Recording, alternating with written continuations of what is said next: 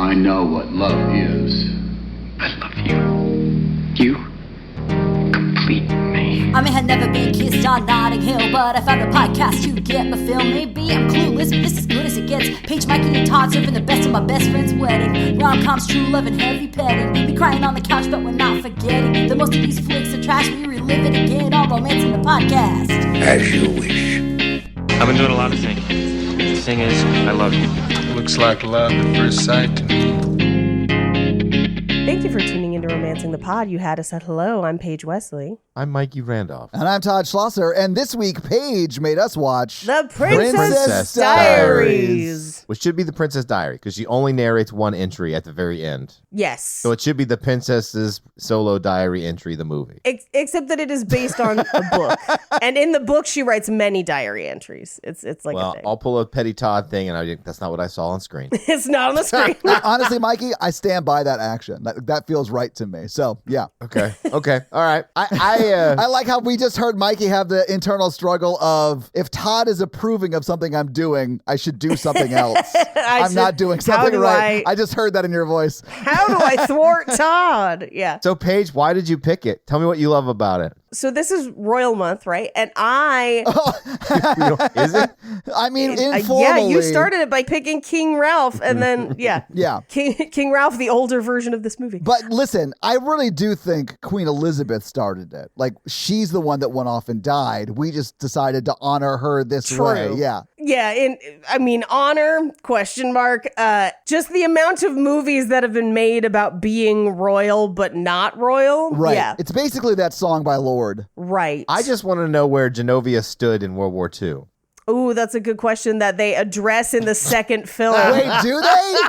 Oh wow. my God, yes. We got to talk about the second film a little bit in this movie. I'll get into it in just a second. I mean, I haven't seen it, but I'm totally open to you talking about it. I don't care at all. Let's just do it. Yeah, it won't spoil it. So I had not seen this movie in easily 15 years. Oh, probably same, yeah. But I was obsessed with it when it came out. I loved it, and I read the books. Now, the books... Oddly enough, if you were to make the book directly into a movie, we're talking almost a hard R. Really? Like Heather's level harshness. Wow, yeah. okay. Yeah, I remember like seeing the movie and loving the movie and then reading the book and being like, holy shit, like wow. Tell me about Genovia's stance on World War II. In the second movie, I believe they fight against Germany alongside France. I mean, I think if you're making a fictional movie, you have to go that route. Yeah.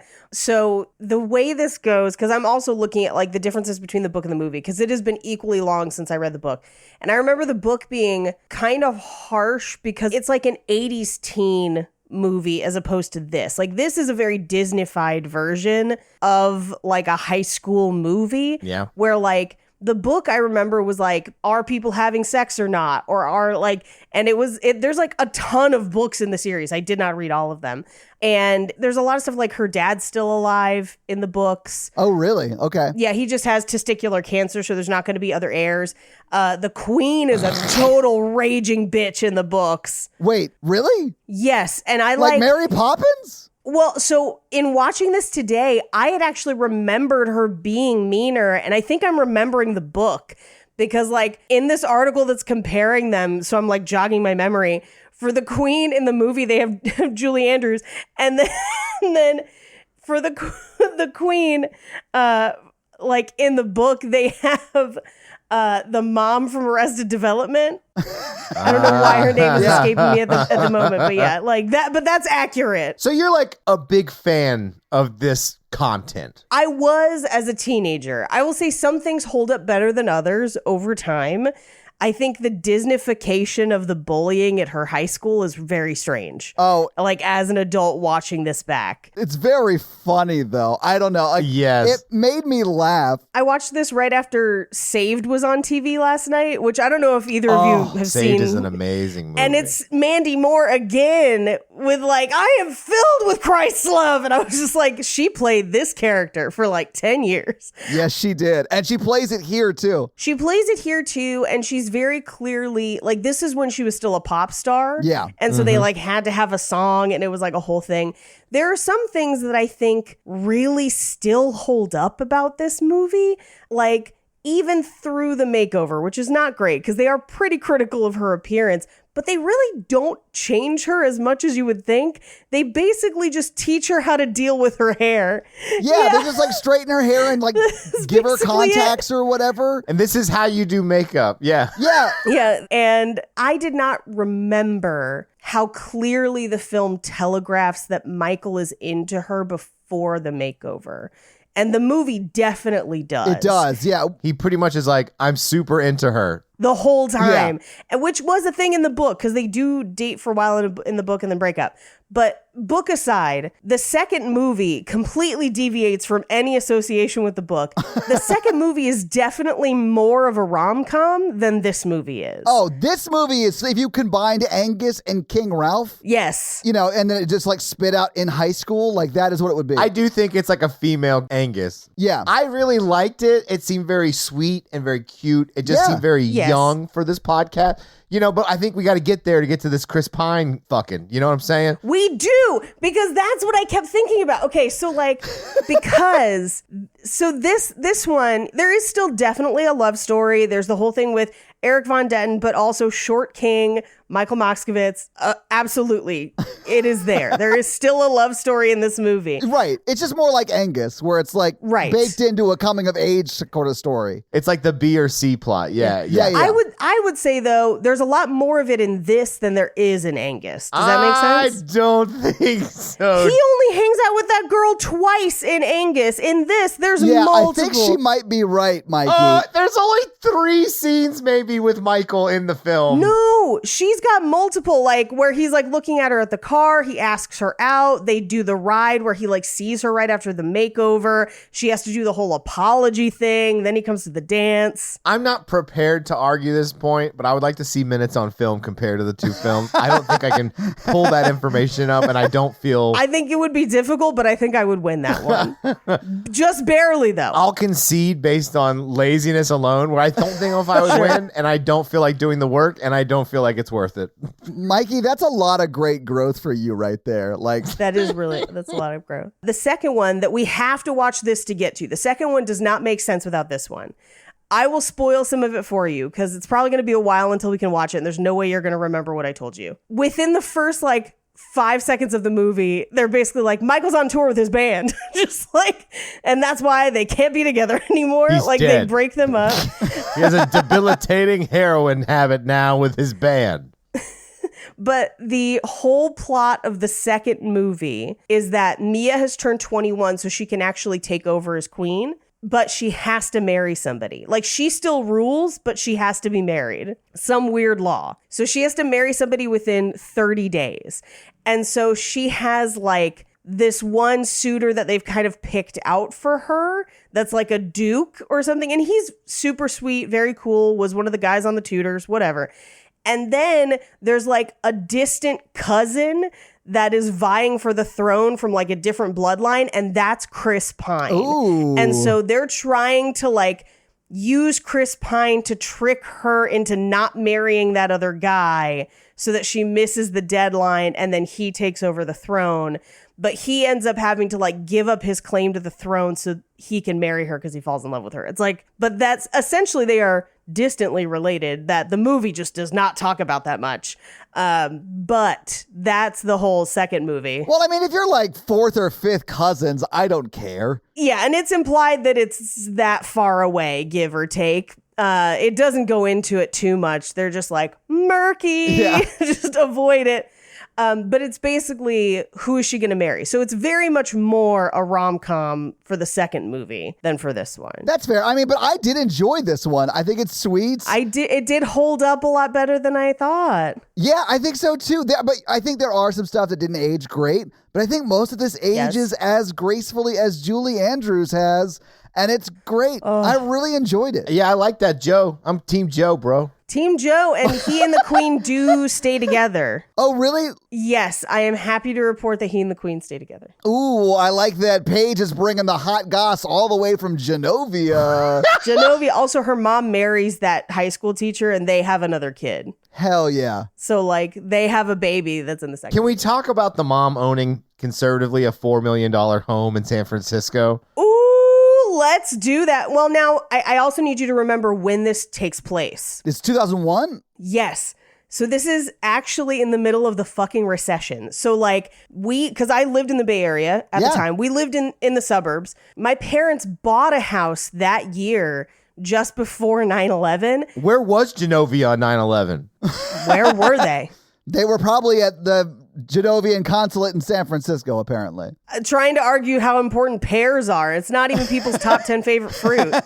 So, actually, okay, one of my friends, like 2 Christmases ago, sent me a basket of really nice pears, and I was like, I don't know why she chose to do this, but then we tried the pears, and it was like the most delicious thing on earth, and I was like, I don't even like pears, but I would eat infinity number of these pears.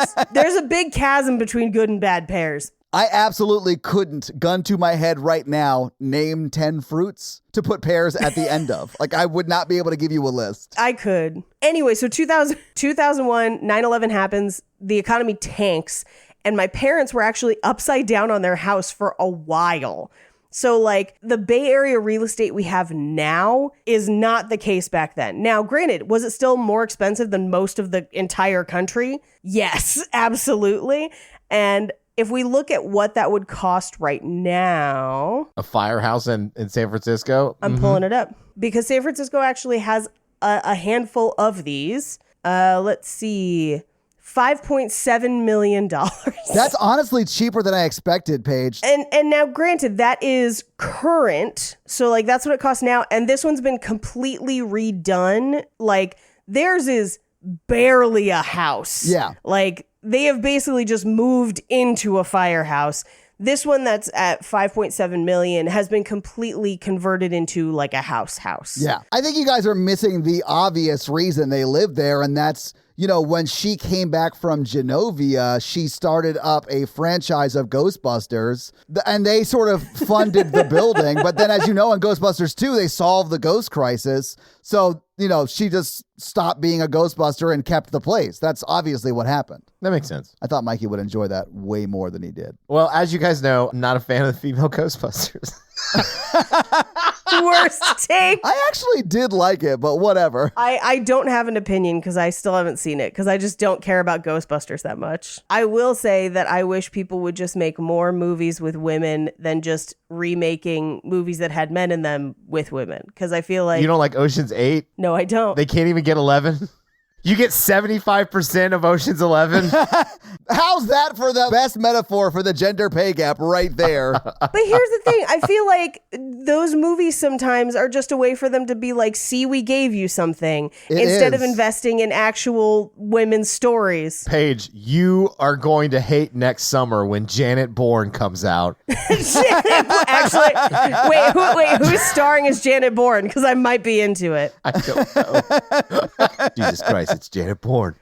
Although I did like in the most recent Bond that we briefly had a female 007 and she kicked major ass. Yeah. But that was like a feature within the story. It wasn't just a like, here you go. Anyway. Yeah. But yeah, so this movie, I enjoyed a lot at the time. I still enjoy now. It's very cute. It's very young. I can't wait till we see the second one, which is not a better movie. It is just a crazier movie. Well, that's what I wanted. Well, that, in my book, makes it better. Yeah. Chris Pine is in it. Oh, so, yeah. like, I love Chris Pine. I mean, and he is at his cocky, sassy best in that movie. It's one of his first films. This is Anne Hathaway's first movie. Oh, really? How old is Anne Hathaway in this film? She's probably 19, 20, 21 in real life when she's filming this. I think so, because I think she auditioned at 18. Okay. So by the time they made the movie, I think she was like 19, 20. Yeah, and I think after this and the next one, she went on her like I'm an adult tour and did those like 3 racy films and and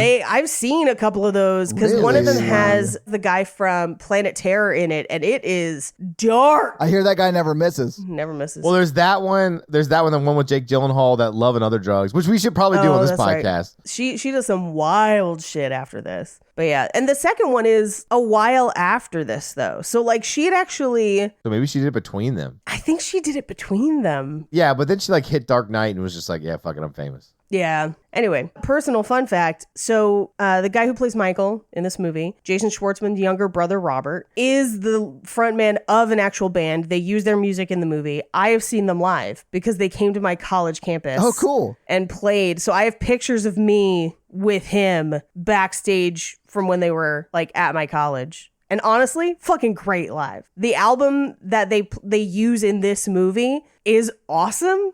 I still listen to it all the time. It's just like a pretty fucking good rock album, but many of the songs were too racy for them to use in the movie. So they only use like 2 or 3 of their songs, but highly recommend that first Rooney album. It is really good. Paige, how big of a crush did you have on the magician character? 0. No, I had a crush on Michael, who like in watching back, I did not realize that he was that much of like a short king in this movie. I always pictured, I don't know, I pictured him being a more imposing presence, but he's kind of like a short, more diminutive guy, I guess. He was my favorite in this movie until I saw Chris Pine, and then I was like, Michael who? What?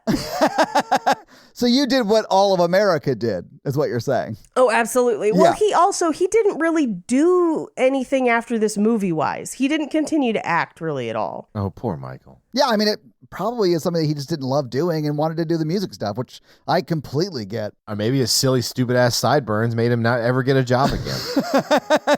Mikey, you've never sounded more like a boomer than just then. I'm not a boomer. I was in that... I know. This movie's from 2001. I would have bullied him then. I know. You just sounded like that because you were like, you and your stupid sideburns. Why even grow out sideburns like that if you're growing out the bowl like... So this is what he looks like more recently. He looks the same, but with stubble. Like Yeah. that is the same man. Yeah. He has the same disease I have where you just don't age. Yeah. Oh, isn't that terrible, Mikey? To never age. Oh, It's my curse. I was going to see if you wanted to watch one of the music videos, but we don't. We should get in the movie. no, absolutely do not. Are you going to not trust me like you didn't trust me about Bubba Sparks? Do you think I would lie to you? And Clearly, listen, I was Paige, right about Bubba Sparks. His skepticism on Bubba Sparks was heavy. And I will say, literally the next day, I apologized and was like, Miss New Booty does slap. Like, we had that conversation in our text thread. I was like, I've learned my lesson. And you know what? He's got a voice like Silk for some reason. Yeah. Bro, let's get into the movie so we can talk about it scene by scene, though. Yes. We open on the city of San Francisco as we watch a royal kind of procession drive through the city. Clearly, some sort of diplomat. We don't know who it is yet. We push in close on a window with a sign that says Mia and Fat Louie's keep out. And we cut inside where Mia is hanging out with her cat, Fat Louie. I love their relationship. I think they're still together. Love it. I do love Mia Fat and Louie. Fat Louie Yeah. forever. I love that she named her cat after like a French king from like 1,000 years ago. That's very funny to me. I wondered if it had always been Fat Louie or if it was just Louie. And Yeah. then as he got older, she was like, that's Fat Louie. Yeah. We have a cat like that, but I don't want to say Fat Biscuit in the house. And sometimes when I tease him, Natalie gets mad at me. She's like, don't body shame our kitty. He doesn't speak English. He doesn't. Sometimes McCready has like a little primordial pouch like some cats do. Yeah. And sometimes I pet it and I'm like, I've got your chubs. Todd, what's the point of having 7 pets if you can't bully them? Yeah, you got to be able to bully your pets. I don't think that's part of pet ownership, or at least not good pet ownership. Then you're doing it wrong. You're doing it wrong. Because I can't tell you, sometimes I like pet my cat's ears and pull them back so his eyes look weird. And he just like licks at my nose and I'm like, man, I love you, but you are stupid. But I love you so much. I mean, I do have those moments. Yeah. Especially when like Peaches pees on the floor. But like, it's fine. McCready is very scared of backpacks. We don't know why. Probably because he's a child and has to go to school every day. They're not people. Well, you know what? If he doesn't keep his grades up, he won't be able to go to cat college. And we have been saving all of this podcast money to send him there. Well, you're going to have to send him to cat trade school. Cat community college. for Absolutely. sure. Yeah. Anyway, Mia descends the spiral staircase into the coolest bedroom ever. This whole like It is a soundstage. It's a set. It's not a real building. Absolutely, yeah. Is very, very cool. And it's one of those things where I was like, I wish we could have a restored firehouse. And I'm just like, Paige, this is not real. Okay, hot take about Princess Diaries. It's definitely written in 50 Shades of Grey style where it's like the fever dream of like an 8th grader. Like, yes, absolutely. This is exactly what I want to happen. The author has talked about how she kind of started some of the like writing of this when she was a teenager, like kind of the germ of the idea in her head. And part of it was because after her dad died, her mom dated one of her teachers. And it was kind of this escapism idea of what if my parents were actually royals and not these people? Right. And so that's kind of, so even the books have kind of a teenage fever dream feel to them a little bit. So she goes down the pole because it is a firehouse. Right. And, you know, at least she might come out of this with a trade. Oh, no. Sorry, I'm just, you know, when you can practice at home. The Princess of Pole, Genovia. She would make bank. She definitely would. You don't know, Mikey, but Genovia's biggest export is OnlyFans. Oh, anyway, we find out that she has a speech at school that day and she's very, very nervous about it. Yes. She takes out the trash, accidentally hits the cans of her neighbor, Mr. Robitussin, who is an out-of-work screenwriter and is one of my new favorite characters in the film. Like, as a child, his jokes went completely over my head as a child. And as an adult, he is fucking hilarious. I will tell you, I saw this probably 15, 20 years ago and haven't seen it since. Right. And I remembered this character, but I only remembered him being the neighbor and the Joe pulling him close and saying, 2 minutes ago, she went that way and then that way. And then that right? way. That's all I remembered. But now he is like a standout character for me as he like narrates sort of his life, but like it's a film noir weird style movie. Soap opera version of it. It's so funny I to love me. it so much. Yeah. So she meets up with Lily. They ride their scooters to school. This is the first place once they get to school where we see Lana, Anna, and Fontana, which, by the way, in the book, it's just Lana. It's just one girl. And they end up being friends later on. Oh, really? Because, yeah, the book is a lot more nuanced with the kids at school. Like, yeah. Mia has a ton of friends, like a whole group of friends. And Lana goes from being kind of this, like, popular girl, but she does get kind of like jilted by the popular guy. And it's this very like, hey, popular girls are people too. And they kind of have a weird bond over time. In part because we see all 4 years of Mia's high school in the books, which I also think is weird that it's like, you're royal, but you still have to go to high school. But well, does she do that in the second one? Because I don't think she does. Like, she graduates the 10th grade or whatever, then she moves to Genovia to do princess shit, which I'd imagine she'll have tutors and stuff, but she's not going back to fucking Sandra Oh's high school.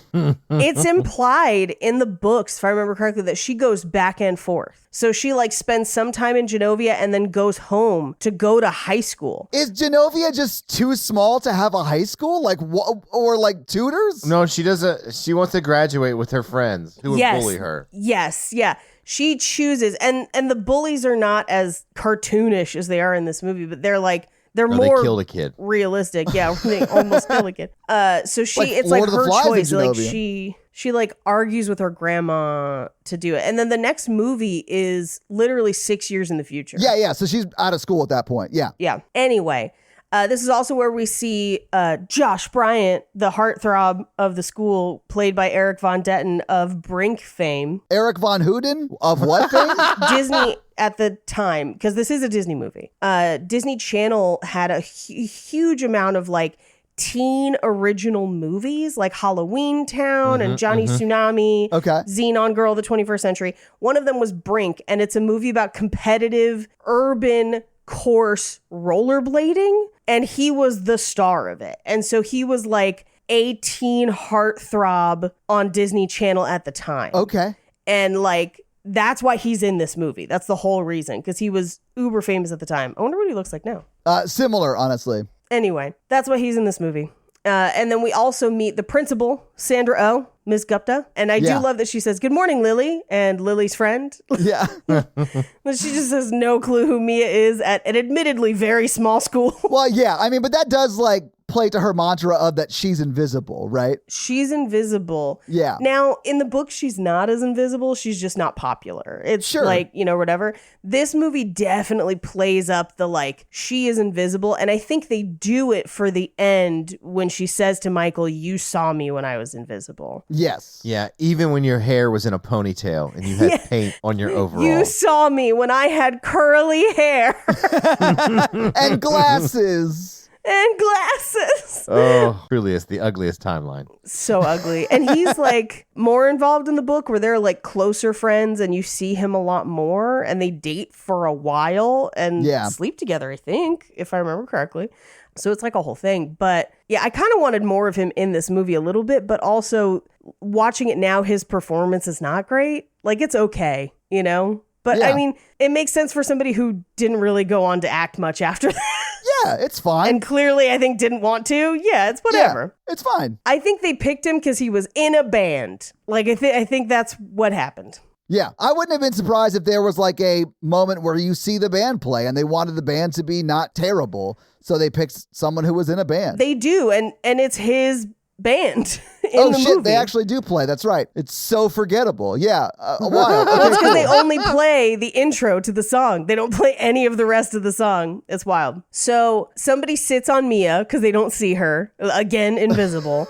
When she brings it up to somebody, she's like, somebody sat on me again. Again, there's a couple, I kind of wish they'd done this more in the movie. There's a couple cutaways to like her fantasies that are always really funny and placed really well. And they only do it a couple times, but this is one of them where she's talking to Lily and watching the popular guy and Mandy Moore making out. And then she fantasizes about him like practically slamming her into a locker and making out with her. Oh, yeah. And I love it. It's hilarious. It's great. I like the other one they do later when she's talking about the leg pop and it's like the gum is holding it down. Yeah. It's very funny. Ooh, the leg pop comes back in the second movie. It's a big old deal. Okay. All right. Because he cool. pops those legs right over his shoulder, ladies. It's because he like tricks her into kissing him, and I don't remember how. I'm gonna have to rewatch it.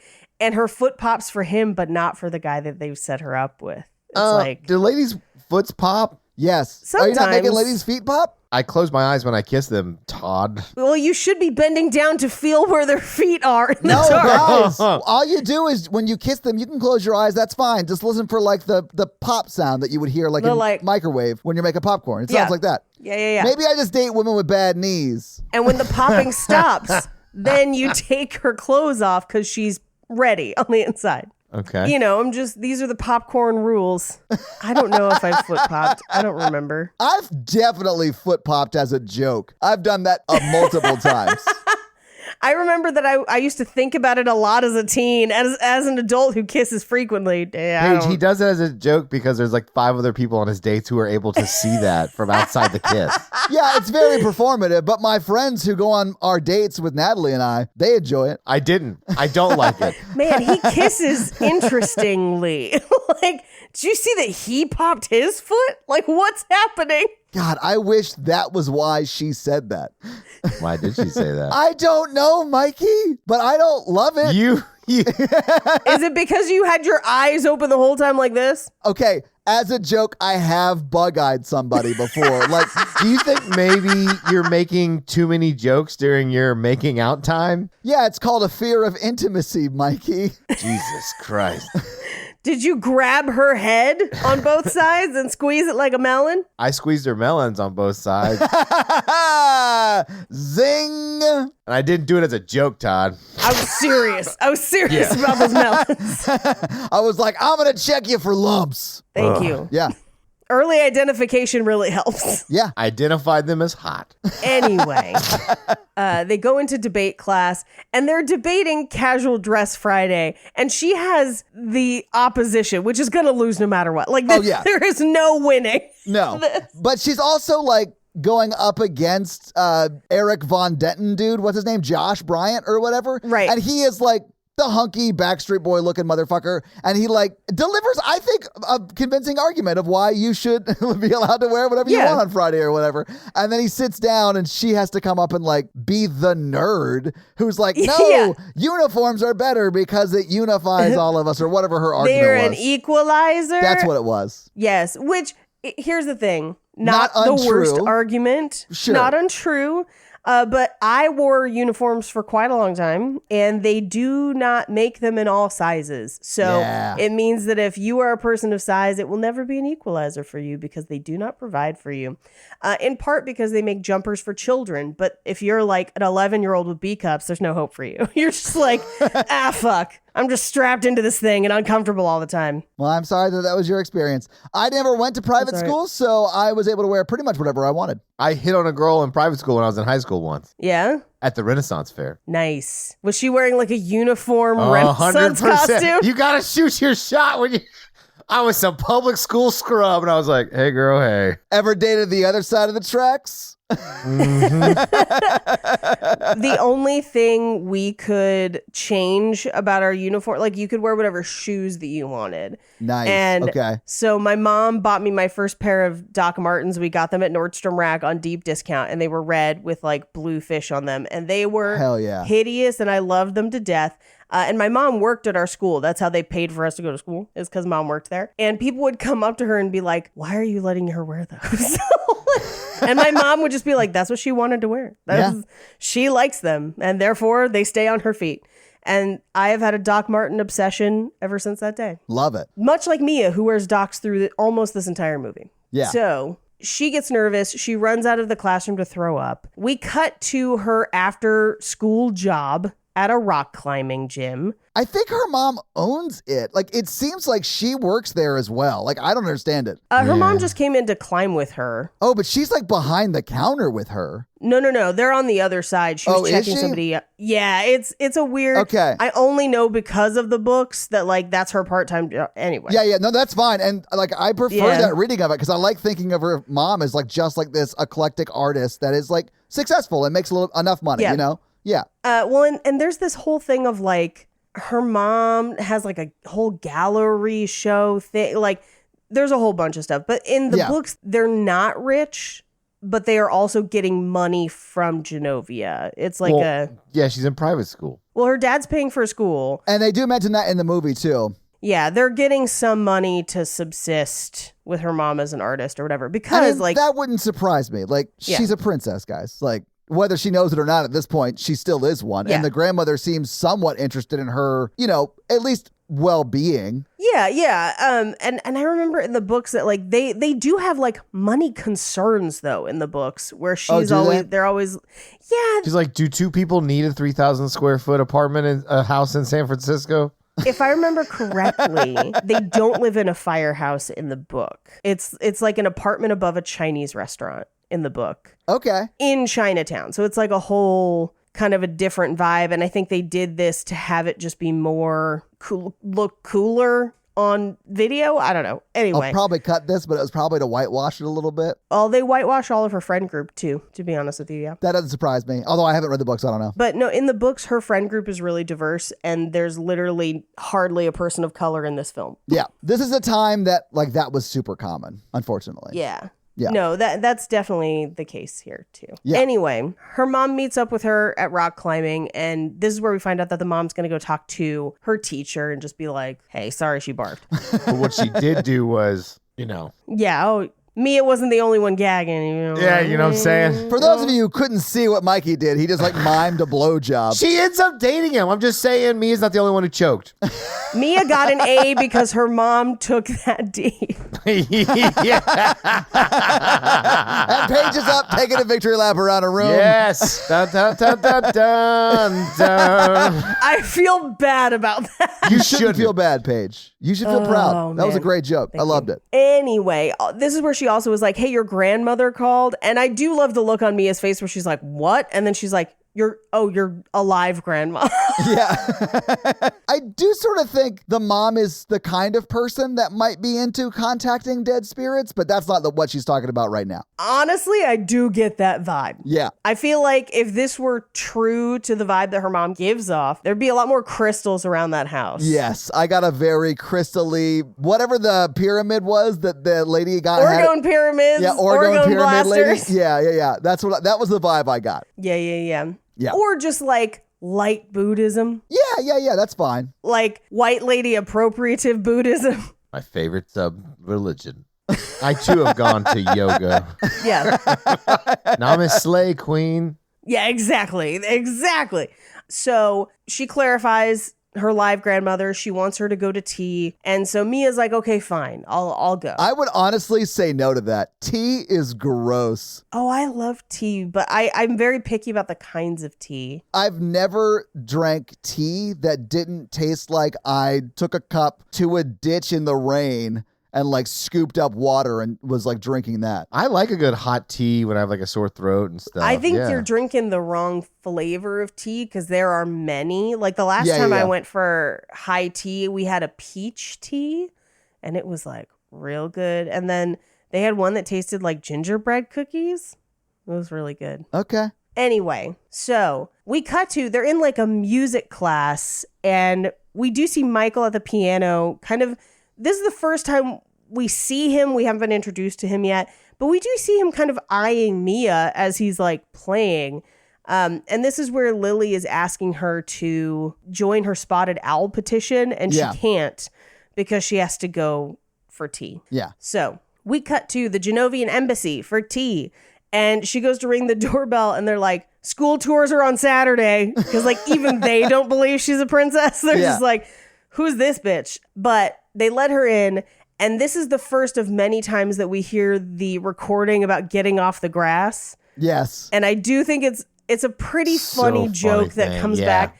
The only other thing that is funnier to me that's kind of in the same vein in this movie is the school announcements. Did you pay attention to any of the school announcements? I don't remember them. I completely missed them originally when watching this movie. As an adult watching it now, there are some really fucking funny school announcements that are just playing in the background of this movie that somebody somewhere when they were doing Punch Up was like, ha, ha, ha, ha, ha, and then like are lost on like 90% of the people watching it. Anyway, she arrives for tea and they like pat her down. She meets her grandmother. And this is where she's like, oh, by the way, you're royal. Like my son was a prince. You're a princess.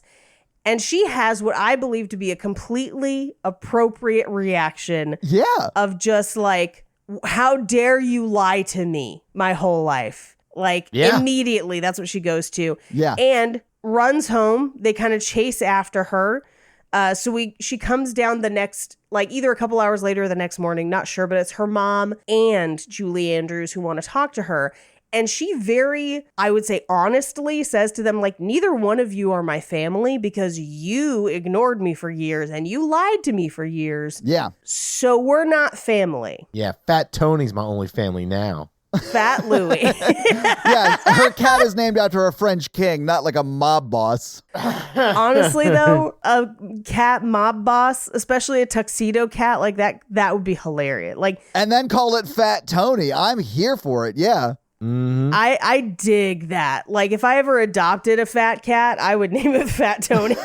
So they basically tell her like, we tried to keep our distance so you could have a normal childhood, but when your father died, things kind of changed. Yeah. I guess the plan was that her father would get remarried and have more children, and then those would be the heirs, and they could kind of bypass her. She could abdicate, do whatever. Yeah. She wouldn't have to deal with it. At least give her the option, right? To where it would stay in the family. Because I don't know that Anne Hathaway knows or not, but if she turns it down, it's going to turn over to another family. Right, which the Baron and Baroness von Trocken, it's complicated, but yes, them, and then in the second movie, Chris Pine's family, and his dad is played by John Rhys Davies. You know what John Rhys Davies was in, Mikey? Indiana Jones. Yeah. He was Sala. He gave the dates. Yes. And Sliders.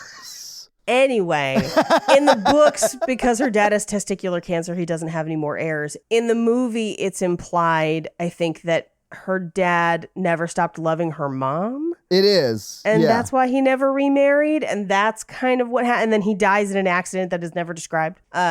Anyway, because her dad is dead, she is now the heir, and they have to basically produce an heir so that when the queen gets old enough, like, they have someone to pass it to.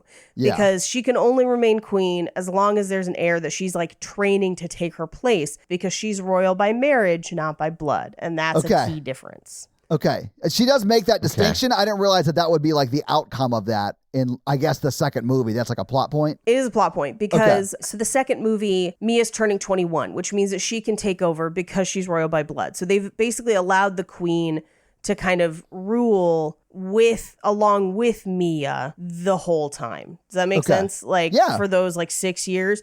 And then she would then become queen, get married, etc., whatever. Yeah. So that's why. That makes sense. Anyway, so they come to a consensus that Mia will go to the ball and will decide at that point whether or not she is going to be a princess or not. But like that she gets to decide. Like it's her choice. I'd do it. Yeah. Being a princess is good work if you can get it. Yeah. If you can get it. Yeah. I don't know if I would do it. Why do you hate your country, Paige? Yeah. Why do you hate Genovia so much, Paige? Yeah. I'm just not a big fan of pears. Actually, that's not true. I mean, we have evidence to prove otherwise in this podcast episode. Mm-hmm. The Harry and David windswept pears. Oh. But those aren't from Genovia, so fuck it. Actually, no. If I get to marry Chris Pine, I'll be royal. I mean, worse things could happen, right? I'll make that deal. Anyway, so she goes outside because they're going to give her the limo to go to school. And as the limos pull away, this is where we get the shot of her neighbor, who's like, I've never ridden in a limo, he said as he crossed to the window. And he like starts trailing off, and then it's just like, I can't believe I won an Emmy, as he's like writing this all down on a legal pad. It's so funny. Yeah, I love him. He's so great. Yep. And also, the elegant European woman didn't stay for tea, but the promise of tomorrow hung in the air. He honestly is not a bad writer. I was into it. Yeah. We cut to inside the limo where Mia is playing with the partition. And this is our first kind of meeting of Joe, the head of the Queen's security, who will kind of become Mia's shadow through like most of the movie. And honestly, I think biggest champion. Like, I love him, and his like relationship to Mia in this movie is so like good-natured and super sweet. I loved it. It's supposed to mirror his relationship in Pretty Woman. In Pretty Woman. Yeah, it's supposed to be kind of the same character. Okay. So anyway, she pulls up to pick up Lily. And I do love that Lily just looks at Joe and says, "You look like Shaft." And he just goes, "Yes." And he gets back into the limo. Anyway, they have him drop them off about a block away from school. They walk up to school. And this is one of the first places we get the PA system at school that just says virtual homework cannot be turned in for actual credit. But the mean girls, Lana, Anna, and Fontana, ask Mia if she's going to be speaking at the bulimic convention so she can speak and barf at the same time, which is a cruel joke on many levels. Yeah. And just not great. They're terrible people. Yeah. Yeah, it would be more of a support group, really, than a convention. Yeah. Mm-hmm. But also, we shouldn't make fun of eating disorders because it's a disorder. It's bad. Yeah. And it takes a lot of healing and work and shit. Yeah. Yeah. We cut to PE where she's trying to play slow pitch softball and is terrible and ends up hitting the teacher on the head with the ball. Oh, man. I laughed at that more than I should have because it made me laugh. Okay. We got to talk about the concept of failing someone for not being able to play baseball, Ro. Oh, yeah. Oh, I almost failed PE in school. Absolutely. Really? Yes, dude. Ours did not have a physical activity component of the grade. Yeah, it wasn't like you had to run a mile in 7 minutes or whatever. Like, it wasn't like you have to do this or you fail. We had to take a written test. Yeah. Yeah. See, mine was pass or fail. If you could not like run a mile in a certain amount of time, if you couldn't do certain physical aspects of it, which I find to be incredibly discriminatory. Yeah, that's crazy bad. Yeah. Well, they can't do that in public school, Paige. Well, and to be honest with you, I don't even know if they still do it in private school. Like, I just know that at my time, it's like, this is what it was like. I literally had a written exam on like the rules of volleyball. And I was like, okay. We did have those also, but then you were also required to play. So like if you did not participate or play, that counted against you. But then there were also like... You could walk laps if you didn't want to play the games. Oh, I was not allowed to. I had to play the games. Yeah. And so I had to bust my ass for like a B in PE so that I did not lose my entrance to college, because I had to take 2 classes and I wanted to go to a UC, which meant that I had to get above a C+ in PE no matter what. And I hated it. Thankfully, my sophomore year, my PE teacher was pretty cool and was just like, yeah, just try a little bit and you're cool. Yeah. But like, oh man, it was the bane of my existence. I hated it so much. Anyway, I empathized with Mia a lot in these. Yeah, I mean, the way this resolves to me was very funny though. Like what happens when she actually like passes the class. But yeah, it is a little ridiculous that like when she's sliding into home, the gym teacher comes up and goes, "You get an A." Like it feels very silly to me. Paige, did you try straightening your hair before you played sports? Oh no, let's fucking talk about hair straightening in this time period. Okay, I have very curly hair, much like Mia's.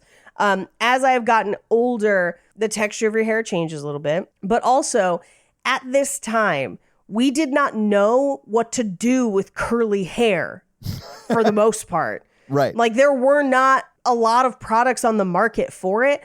One of the big ones at the time was this stuff called like BioSilk. And it was basically just pure sunflower oil.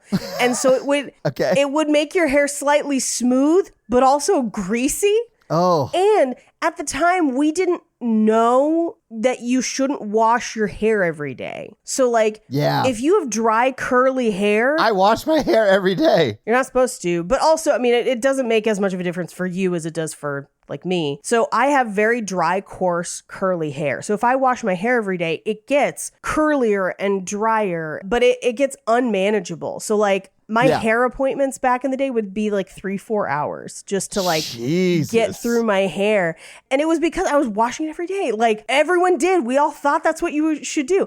And it wasn't until I got to like a little bit after college and like halfway through college that a hairstylist was like, you got to stop washing your hair so damn much. Yeah. But essentially your hair would be like straight, but still big. Yeah. So it would be like a weird triangle of like, technically that's straight, but it was just thick and bushy. It's very strange. Very clearly in this movie, she has straight hair that they have curled and added a wig and everything too. Yeah. Fun fact, Paige, I used to flat iron my hair when I was in the bands because my hair wasn't curly. It was wavy though. So it would actually do well with my hair because it wasn't curly, you know, it was just a little extra wave. Right. So it knocked that out pretty easily and it looked great. Yeah. I have some bad pictures of me at the time that just like, just anything to try and get it straight. And it was just not happening. Yeah. It was bad. So she and Lily go home from school and she's kind of talking about how like her dad used to send her gifts and she's still kind of sad about it. And it's like a whole thing. But she wants to stop by the garage to see her car that Michael's been working on. So they go to see the car and Michael has M&Ms on the keys of his keyboard, which I think they do to connect it to the sorry at the end. I mean, it's going to make it hard to play. Sometimes you drop M&Ms on places. Oh, I thought they were placed there. Yeah, I didn't get the he dropped them there vibe. No. I know. But like some Michaels, they drop M&Ms places they go accidentally. If we ever lose Mikey at like a meetup or a live show, we're just going to follow the trail of M&Ms. It's like a Hansel and Gretel type thing. What flavor of M&M though, Mikey? Oh, well, I wish they came in a variety pack where they mix all the flavors together because I think that would be a fucking fire. That is a great idea. I love that idea. I like all of their flavors. Like the one with the coffee bean. I like peanut butter. I like peanut. I like the rice one. Yeah. Pretzel? Yeah, pretzel's really good. Yeah. Peanut M&M is probably my favorite. That's my go-to. Peanut or peanut butter. Either one. Mm-hmm. So this is where we see Michael's band, and they are literally just playing the intro to a song, and they just loop it a couple, which is pretty great. But that is his actual band. And this is where she sees her car and finds out it's going to be $400 to get it running. And the mechanic is like, yeah, sorry, but like it is what it is. And then Michael's like, well, maybe I could do some work for free so it could help. And she's like, well, I'll talk to my grandma about it. Don't worry. And leaves. And then the mechanic is like, do some work for free, huh? Like, yeah, he calls him on it immediately. Yeah. Yeah. I do like that he's like not yelling at him about offering to do it for free, but like, oh, I'm on to you. I know what game this is, you know? Yeah. So we cut to the Genovian embassy where she tries to like mimic that statue and accidentally breaks the finger and then puts it in the statue's mouth. A callback, which will not come back for like an hour later, but is worth it when it does. What was interesting is that the Genovia flag is flying upside down because they're in distress. The only movies I have with embassies are like war movies. I'm sorry. Oh, okay. I was like, what? Is that what that means? Yeah. I didn't even know that was a thing like in regular If you life. fly the American flag upside down, it means you're in distress and need help. Okay, interesting. Anyway, this next scene is probably what I would say the thing that like holds up the least of this movie, because they literally just body shame her for like 10 minutes. Yeah. And it's brutal. It's double brutal because it's Anne Hathaway. Like, it's still Anne Hathaway. Yeah, she's gorgeous. It's bad for everyone. You shouldn't be doing this to anyone. But it's so dumb because it's that stupid cliche where they have Sandra Bullock this Anne Hathaway up. Yes. Yeah. But at the same time, no one had seen Anne Hathaway in anything before this, really. Like, she did like one thing before it, but not really, like nothing big. So nobody knew that we were Sandra Bullocking her. Everyone thought she actually looked like the curly hair girl. Well, she does, I guess, but you know, it's like the curly hair girl found contacts and I guess, what was it, palm oil to straighten her hair? Is that what it was? BioSilk. No, he definitely gives her a blowout, but like the unrealistic part of it is that it stays straight for the rest of the movie. That's the impossible part, because anytime she showered or walked through a mist or it got slightly humid, the curls come instantly back. Yeah. So like that's, unless he gave her like a chemical straightener. Like a keratin treatment? Not like more so even than a keratin treatment. I mean like chemically straightening your hair, which was an option at the time, but if you, let's say, have Caucasian hair, it will make your hair fall out, because it's like, not, it can make anyone's hair fall out, but specifically it's usually our hair is not coarse enough to like withstand it. So like, and you can still get your hair chemically straightened. I have many friends who have, in the past, but like, it's harsh on your hair. Like, yeah, I'm sure it is. It's bad. Anyway, so her hair magically stays straight through the rest of the movie. But they basically just give her a rundown of everything that's wrong with her. So they do what any Hollywood manager will do to you the second you're like, I'm talented. And they're like, great, let's do something about that. But first, here are all the things we should change. Yeah. And here are all the things you can't change, because now it's your brand. Like vitamin water. Yeah, there you go. Although there's not really many options to change that. Yeah. I meant the brand part of it. It's not the worst brand to have, Mikey. You know what? You're right. So they start trying to teach her how to walk and sit correctly, and she's bad at it. We cut back to her apartment where her mom reveals that she is now dating her debate teacher. It's very much like Miss Congeniality. Yeah. Well, except Miss Congeniality's mom is having to fuck her teacher so that she'll pass 10th grade. But yes. Yeah, taking that D to get that A. Yes. Absolutely, yeah. Just like Forrest Gump's mom. Yes. Oh, that is factually correct. Yes. I just didn't love it as a joke. But yes, that is true. We cut to her in PE where she's playing goalie, and they literally are all kicking the ball at her at the same time. Yes. Which, like, I don't know what kind of soccer they're playing, but they let her switch out with Josh, the popular guy. And as he kind of like goes to take her place, he's like, I can tell that you're like really stressed out and like real stiff. So you gotta, and he's trying to like give her tips, and she just fantasizes that they're making out. And I'm just like, yeah, girl. Yes. Anyway, we cut to school's over. She gets in the car. And she's trying to change in the back of the car because her grandmother wants her to wear stockings, which is the worst thing a grandmother could do. I mean, there's plenty of bad. There are horrible things a grandmother could do to you, but stockings are murder. But she can't get them on because they're going up the hills in San Francisco, and she keeps falling out of the limo's like seat onto the floor. Yes. And oh God, I mean, I'm so glad that stockings have kind of gone out of fashion, because they're the fucking worst, man. Yeah, man. I always get them stuck in my beard. Honestly, that's the only time to wear stockings where I'm in favor of it, is sexy times. Oh, no, I was talking about robbing a store and pulling them over my I thought it was because your face was between someone's legs. This is too much. When I think of stockings, I think of Christmas and him putting them on the mantle. Perverts. Much like Christmas, sometimes when you're wearing stockings during sexy times, there's some gifts in them stockings. You know how I know Mikey is vanilla, Paige? Is that he went to Christmas? Yeah. When he thinks stockings, he thinks hung by the mantle with care. Yeah. Where you and I were just like fishnet or the ones with the seam up the back. Anyway, so we cut to princess lessons where she's learning how to eat while tied up with Hermes scarves. Yeah, I did sort of love what would you call this? Like etiquette school? Like, I don't know what this is. Charm school? Charm school, yeah. Yeah, charm school. That makes sense. Debutante class. That's what it would be called if it was in the South, right? If it was in Atlanta, yeah. Yeah. So this is where she learns how to dance, although she's not bad, but she does spin without hurting anyone. And that's pretty fun. That is a success in my book. Yeah.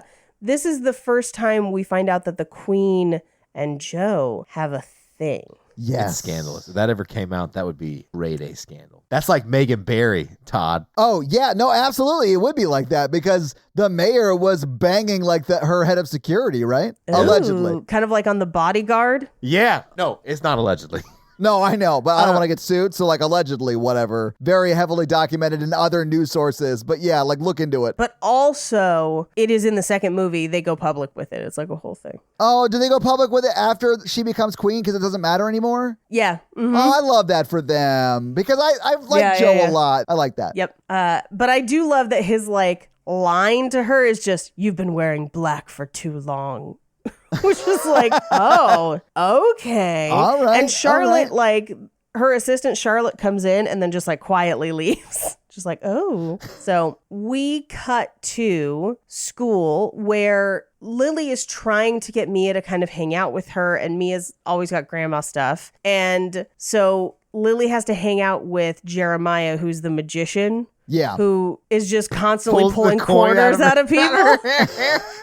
But once Mia gets to her grandmother's house, like this whole section of the movie is played over multiple scenes, but it's kind of like an extended montage of all the different things she's doing to become a princess, I guess. Yeah. But this one is makeover day, where they sign confidentiality agreements. They, do the whole thing. She's got hair like a wolf and breaks a brush in her hair, which I have done. Really? Yeah, I've done it a couple times. Yeah. Well, in my defense, the brushes were plastic. Sure. Hers was wood. That would be more difficult to break. But yeah, I would say almost anybody with really curly hair has probably, especially at this time, has probably broken a brush in their hair at some point. Okay. Anyway, they break her glasses so she can only wear contacts. It's such a weird, like, escalated, like, behavior to break someone's glasses. Like, well, she broke his brush. I mean, yeah, I guess that's fair. Revenge.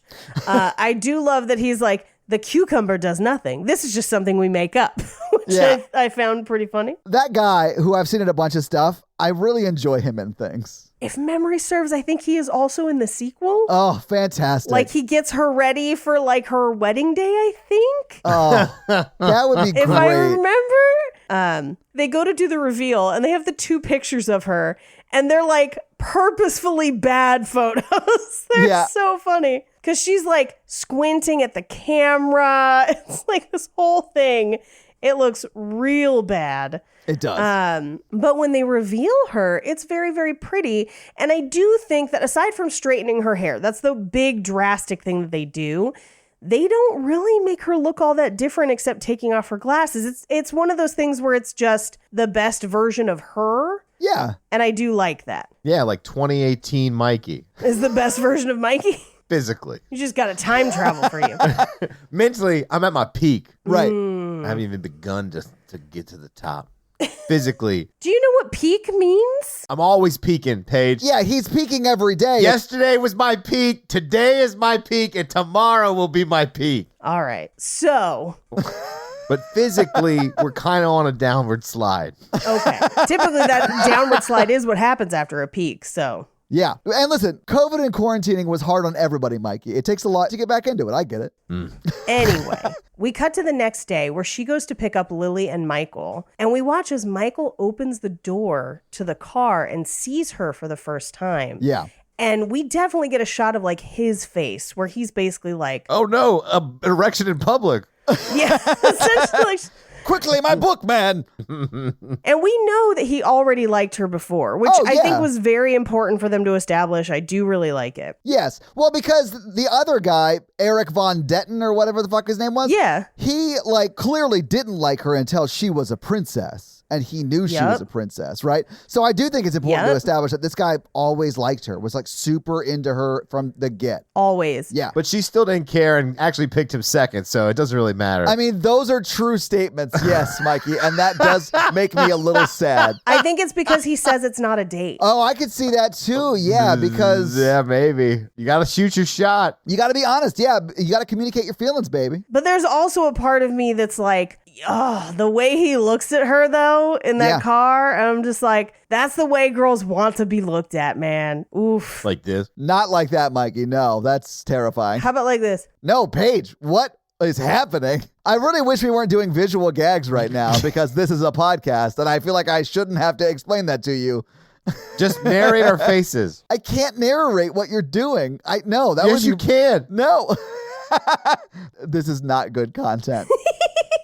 Or it's the best content. It's the best content. Choose your own adventure. Picture our faces in your mind. Draw you what you think our faces are doing right now and tweet And at us. them at Mikey.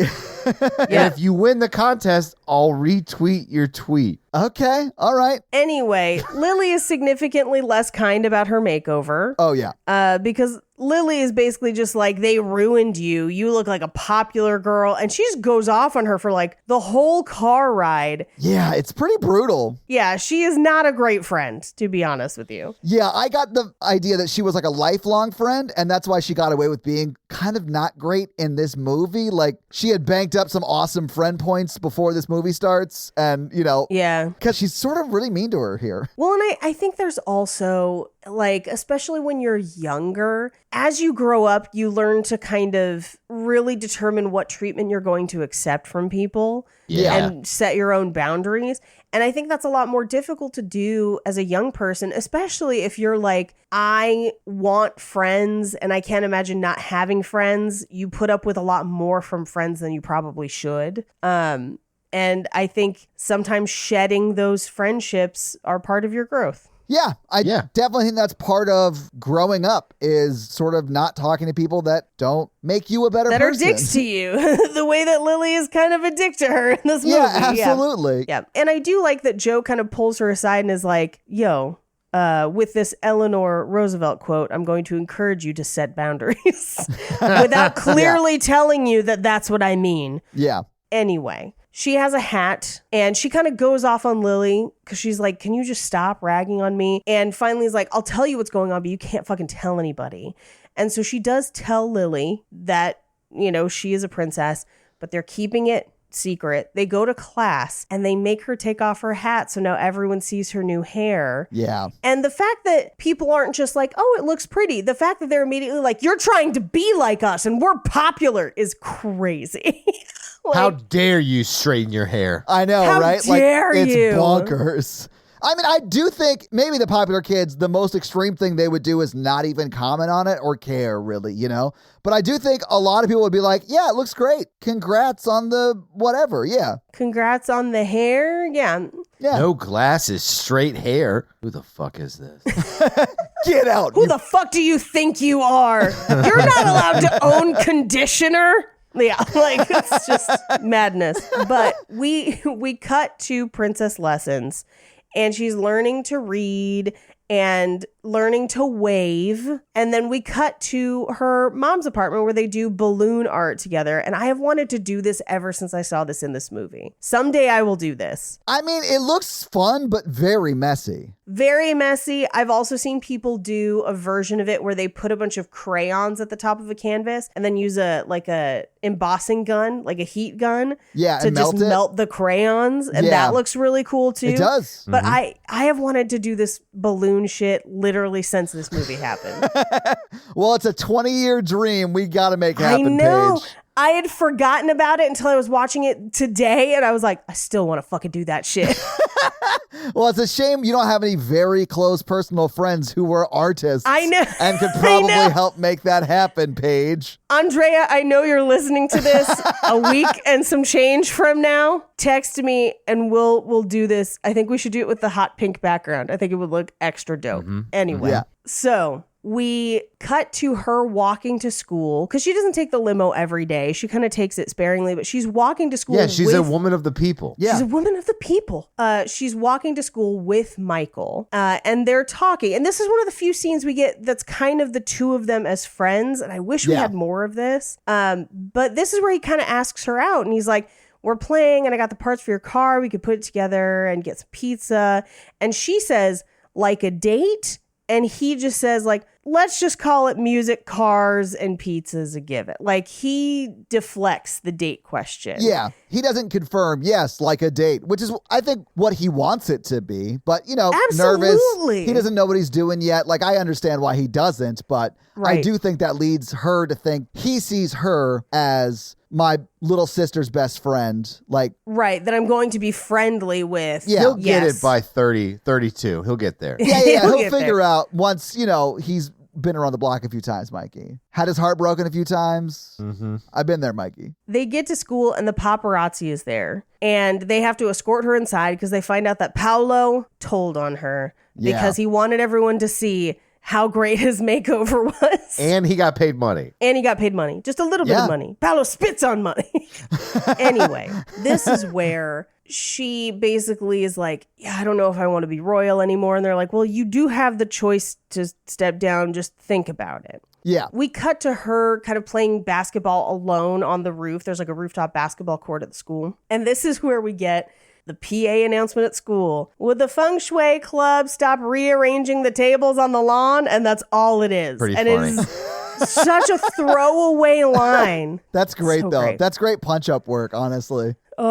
Anyway, she and Lily are talking, and they're talking on the bleachers, and they're kind of walking, and Mia actually slips and falls on the bleachers. Yeah. And that's actually a real take. Like, Anne Really? Hathaway just slipped and fell, and they kept it. Yeah. Oh, no shit. Okay, cool. Yep. So Lily kind of convinces her to stay a princess a little bit, but wants her to come on her cable show, which is also Saturday night, the night that she's supposed to be hanging out with Lily's brother. Yeah. So she's already double booked. She's about to be triple booked. Yeah. Anyway, we cut to Lily kind of runs off. She and Joe are practicing entering the state dinner that she's going to do with her grandmother later that week. We cut to that state dinner. And this is something that will continue into the second movie that I find to be the most baffling part of this franchise. Genovia is said to be between France and Spain. Okay. Just like, I'm guessing, in the mountains. They just add a country right there. They just add a country right there. But because Genovia is mythical, they just get any Europeans for Genovia. And so in this scene, you kind of see it where you've got the Baron and Baroness von Trochen, who very clearly look either Italian or Spanish. Yeah. Then you've got the Prime Minister, who is generic white, who has an American accent. He looks Canadian. He looks Canadian. His wife is full-blown Irish Yes. with like a full accent too. Yeah. And then one of their other dignitaries at the table is a Scotsman Who's wearing a kilt. Like, he is a Scotsman. who's wearing a kilt. Yeah. And then there is some sort of, I'm guessing, ambassador, dignitary, something from an Asian country that they do not identify. Yeah. But like everyone really cared about his opinion a lot. Like I was like, did I miss a line or a subplot? I know. Because the queen's like, is he okay with this? And I'm like, has he talked before? It's just a sprinkling of light racism onto this teen film. Yeah. Yeah. It is.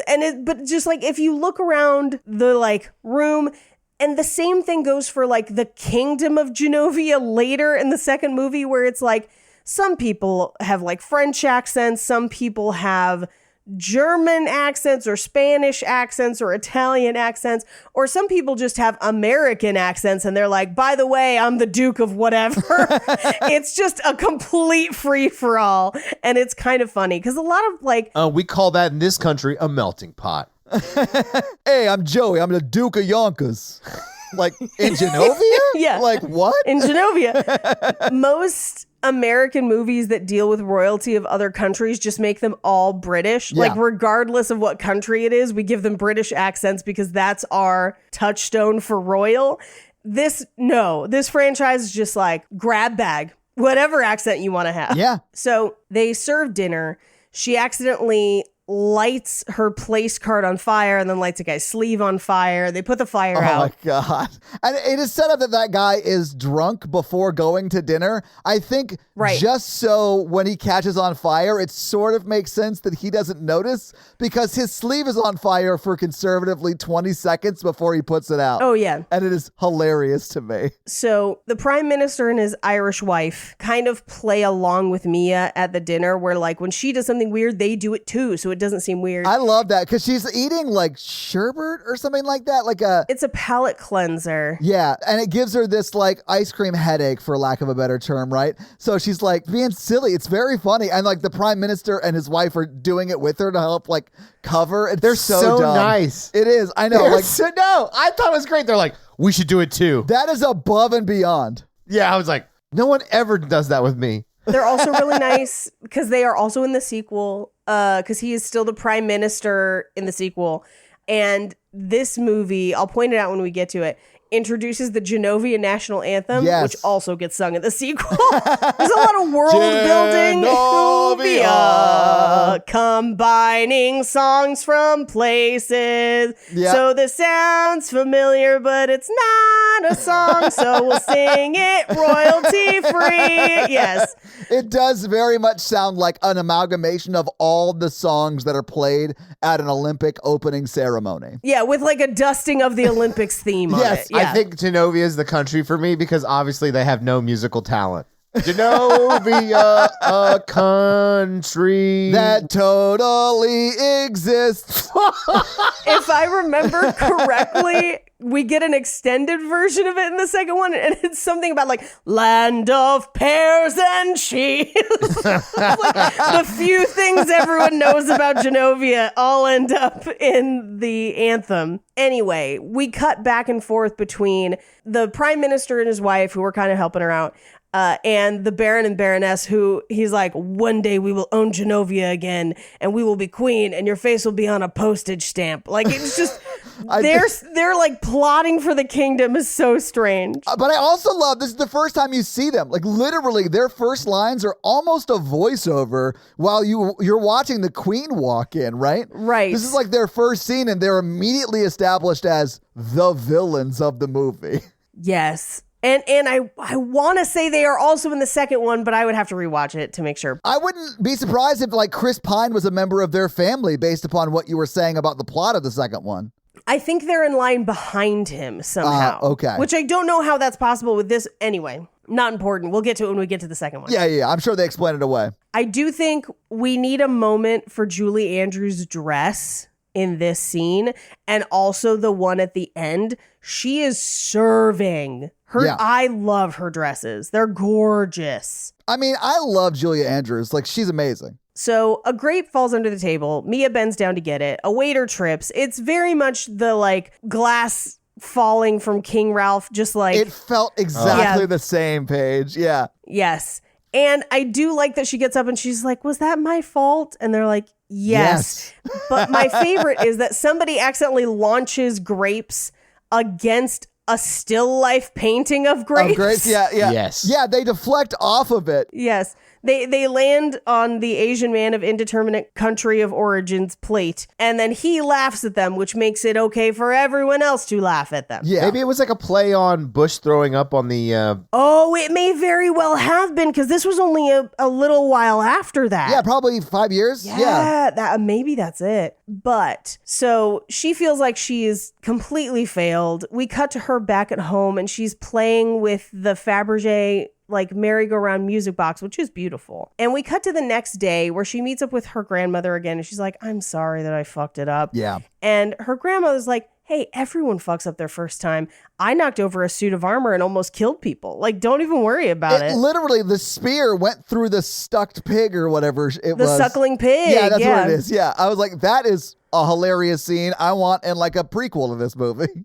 Honestly, I would watch a prequel of this movie about the Queen. Yeah. 100%. I just want a drama series about a fictional country and just like fuck shit up. You've seen Succession, right? No, I want like Genovia, but like also, what's Genovia doing about Ukraine? Yeah. What side are they on? Yeah. I don't think it matters. I think they've got like 2 cars. Like, what was the fake country in A Princess for Christmas? Oh, I forgot. Winterbottom? No. Winterberry? Hold on. Okay. Castleberry. The nation of Castleberry. Castleberry. It was also Castleberry Air. They had their own airline. So they decide that they're going to go on a trip to kind of see stuff around the city together in her new Mustang. Yeah. Where they go to like an old arcade and they play like old arcade games and they eat corn dogs and look at the pier. And then she tries to get her way up some of those hills in San Francisco. And I can tell you, as someone who tried to drive an automatic up those hills, I would never drive a stick up those hills. Yeah. It is brutal. Well, and she stalls the engine and it starts to roll backwards. And the emergency brake, when she pulls on it, literally comes out of the car. Just comes out of the car. Backs into one of those San Francisco trolleys. Yeah. And 12 people died.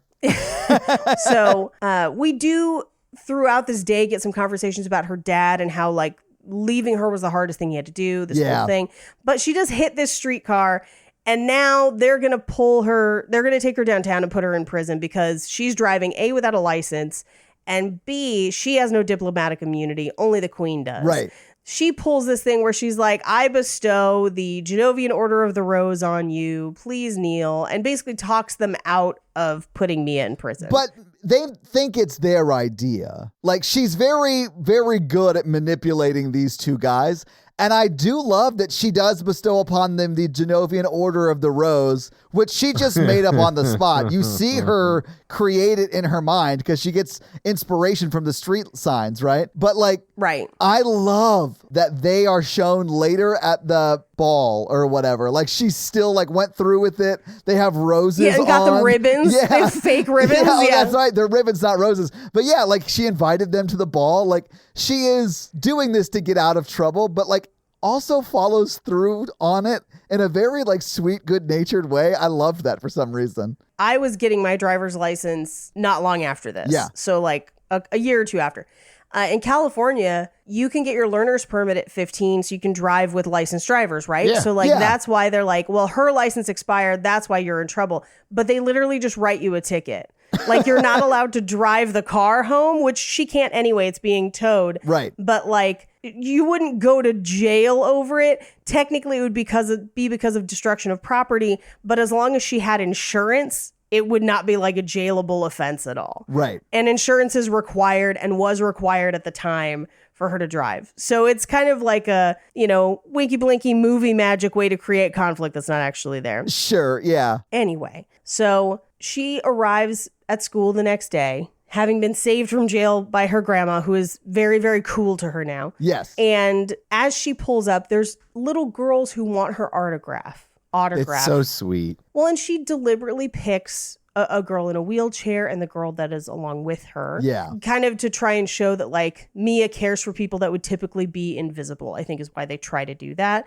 But also, those 2 girls are Gary Marshall's grandchildren. It's Lily and Charlotte. They are also in the sequel, and there are buildings named after them at the school. Really? That you can kind of see in the background. Yeah, the Lily and Charlotte Hall for whatever. Yeah, they show up a lot of places. And also, the woman who plays Charlotte, the secretary, is Gary Marshall's daughter. Ah, okay. So, like, a lot of family members in this movie. Anyway, so she walks to her locker, and this is the first time we get a really good shot of her locker, and everyone else has decorated the outside of theirs, and she just has one printed out photograph of her cat on the outside of her locker. No stickers, no bands, no nothing, just cat. I never dressed up my locker either. I thought that was dumb. I mean, maybe not dumb. I just didn't care. I decorated the inside of my locker in like junior high and maybe my freshman year.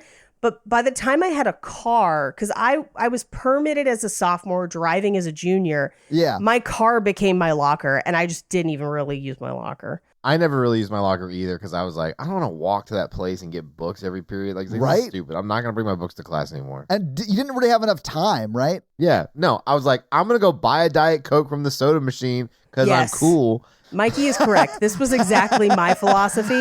And then my senior year, I had drama and then 2 periods of art. Well, you heard it here, folks. Paige does not consider drama an art. Anyway, so I only had like 4 real classes that year, and one of them was speech, and the other was like civics. So like I only had like 1 book senior year anyway, so I just carried it the whole time. But anyway, so Lana, the popular girl, Mandy Moore, is giving an interview to the paparazzi, and she's like, oh no, actually, we're best friends. We like finish each other's sentences. It's so cool. Yeah, she's like laying it on real thick, and like clearly they're not friends. We finish each other's sandwiches. One of my favorite versions of that joke is there was an SNL sketch with John Mulaney, and it's just the introductions to all the Real Housewives people, and he's like, we're twins, and we're so close that we finish each other off. Our niece played Topanga on Boy Meets World. Jealous? Yeah, it's great. It's way funnier than it should be for a really, really ridiculous premise. Yeah. Anyway, she goes into school and Josh is like, hey, that was pretty uncool what Mandy Moore did back there. Do you want to go to the beach with me about it? And she's just like, what? Okay. Oh my God. It's like everything she ever thought she wanted, Paige. You know what? Sometimes the thing you most wish for is not to be touched. Well, it's not really for you. And I think that's what she finds out. She's like, oh, this guy's vapid and terrible. Mm-hmm. But she just didn't know that because she didn't really know him before. She just thought he was sexy. She didn't know. Yeah. Yeah. Anyway, she immediately goes to Michael and is like, hey, he asked me to this thing. So like, we'll do it next week. And he's like, okay. And it's like the Simpsons episode where you watch his heart break in real time. Like, I choose you. Yeah. Well, this is his fault. This is because he did not communicate that it was a date. You got to speak. And then like a lot of guys want to do the whole like, well, she'll know she hurt my feelings and then like come back. Oh, that never happens ever. That does not work. People cannot read your mind and they cannot read your heart. You have to say how you feel. Yeah. I'd be like, bitch, listen, princess.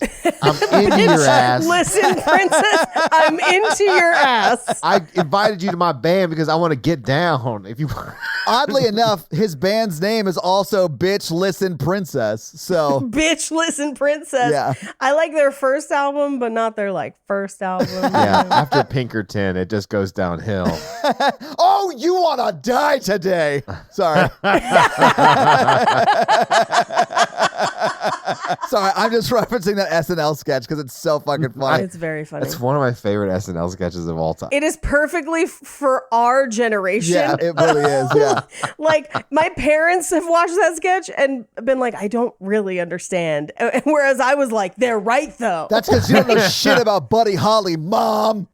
You need to read up on your Weezer. Anyway, so he's like, oh, yeah, okay, we'll do it next week.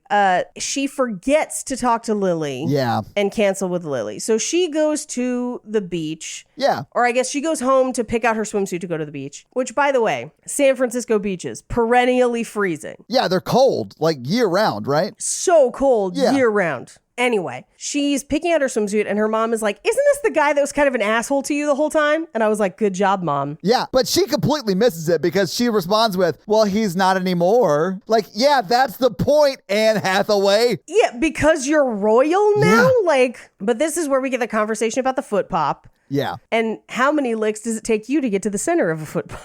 Only Quentin Tarantino knows. If I'm licking and her foots aren't popping, I'm not doing it right. I know that for a fact. Yeah. Yeah, no, for sure. Yeah. Anyway, her mom's like, well, I hope you get a foot popping kiss. And she goes to the beach party. Yes. Where she goes on a boat with Josh, but we also get a musical number by Mandy Moore that is completely unnecessary and very awkward and reminds me of all of the clothing styles that Gen Z cannot bring back. We can't let them do it. I mean, I'd be fine if they wanted to look terrible like we looked terrible. Like, that doesn't bother me at all. Nah, bring back Jinkos. Boom.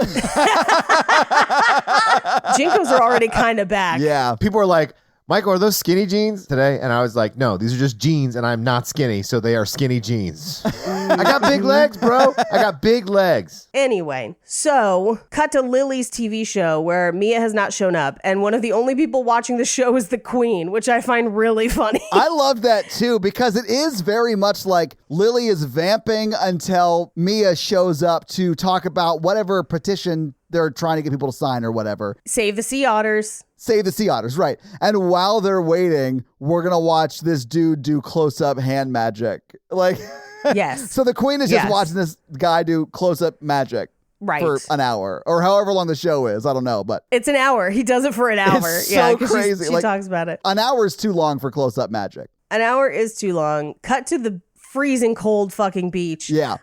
Where a helicopter shows up. So she and Josh run to like a little maintenance shed, and he tries to kiss her, but her foot gets caught in a net. And so she's like, no, this isn't right. I can't. I mean, they do kiss, but they can't foot pop, so she's not into it. She's like, this is not romantic. And I was like, that's actually kind of romantic. I think you're wrong.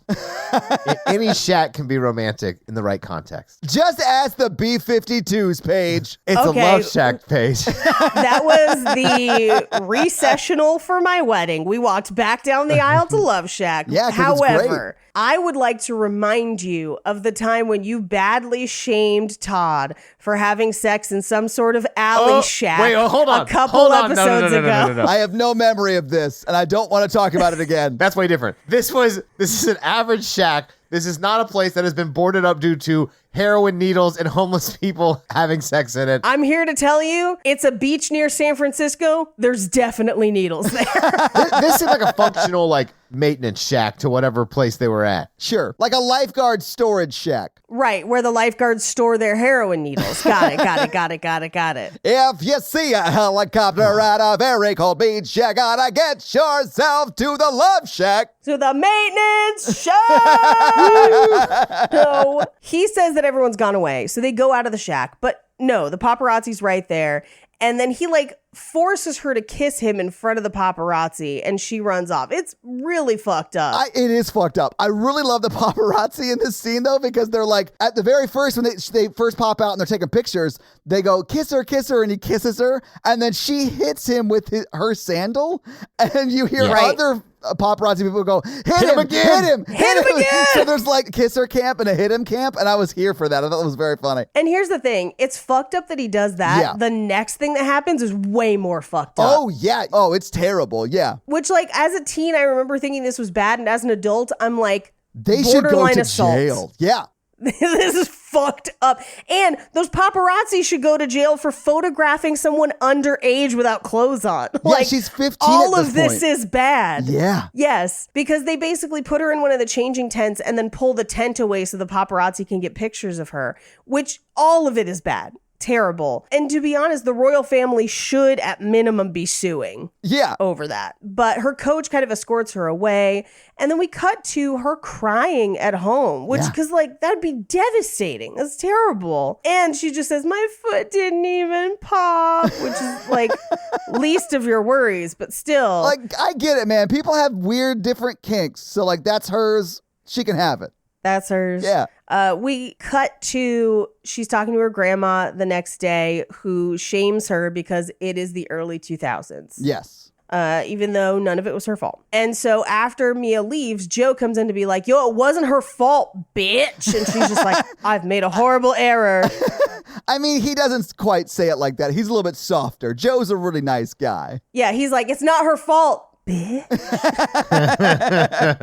But the Queen's like into it. That's like how they talk to each other when they're like, you know what I'm saying? Ooh. Well, yeah, she just needs somebody, like. Well, she just has to be so dominant in her queenly duties throughout the day. Like, she just really wants someone she can let go with and just like take orders from. You know what I'm saying? Mm-hmm. So we cut to school the next day where everyone is making fun of her, and Lily won't talk to her because she didn't go to the show, but she's trying to like apologize to her or whatever, and tells Lily like, well, now I don't get to be a princess because of this. And Lily's like, but no, you have power. Like, you can actually make a difference and change things. Yeah. Like, please. And so Mia invites her to the ball. So she's at least going to go to the ball, even though she might not be princess after that. Well, I mean, at this point, she's saying she's not going to be. She's like, I don't want to be princess, you know? Yeah. We cut to PE class, and Josh is there being a total asshole. And so she fouls a ball into the cheerleaders. Great aim. Yeah. And then really gets a hold of the next one and just gets Josh square in the nuts and gets a home run. Yeah, because he can't grab the ball to throw it to home base, although he eventually does, but she slides in and is safe. And being safe at home base gives her an A in PE for some reason. Yeah, you did it. Yeah. She hit him in the D to get that A. It's a similar approach to what her mother is doing to get her English grade up, but less sexual. Yeah, it's genetic. So we cut back to her house later where Michael drops her car off and she's giving him the last payment. And she has been trying to apologize. Yeah. He's like, don't worry about it. I tried to kill you by sabotaging your parking brake last time. And it didn't work. I didn't think about that, but yeah, I think he was like really mad that she went to the beach with him or whatever. Like, yeah, that's what it was. Wow. Okay.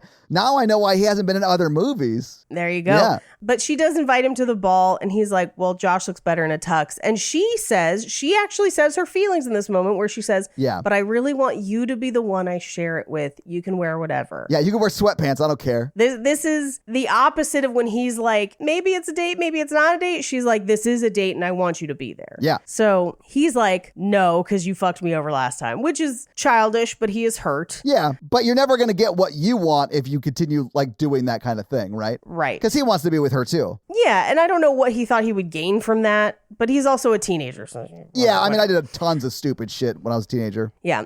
So we cut to school the next day, and the cheerleaders are making fun of them again. And so she takes her ice cream cone and just ruins Mandy Moore's cheerleading outfit. Yeah, she gets coned. Yeah, Lana got coned. I had some internal weirdness with Anne Hathaway, like having hands full of ice cream and rubbing it on Mandy Moore's boobs. I had some weird feelings about it. Stirrings. Yeah. My favorite is when they turn to Sandra Oh and she's like, did you see that? And she goes, oh, no, I didn't. Just send it out for dry cleaning is what she says, and then sits back down. Bye. Yeah, she's actually talking to the teacher that's boning the princess's mom. Yes. Yeah. Well, and I also think that they knew that Lana was a bully, and they probably should have done things before now, but whatever. Yeah. Meanwhile, we cut to her house later, the day of the ball, and her grandmother gives her a journal from her father that she opens with the locket. That's how it opens. Yeah. And she tells her grandma that she's going to go with her mom. Meanwhile, she tells her mom she's going to go with Joe. Yeah. Because her grandma says that she has to make a speech. Yeah. And she's like, the hell with that. Well, when she gets back upstairs, she starts packing. Like, she is like on the lam. Yeah. Yeah. And drops a letter out of the journal. Yes. That Fat Louie immediately sits on because that's what cats do. Yeah. My cat has sat on many an important document. Anyway, she finds the letter. And it's from her dad. And it's basically like, hey, I know this is going to be hard and you're going to be scared, but I believe you can do this. I've said that before.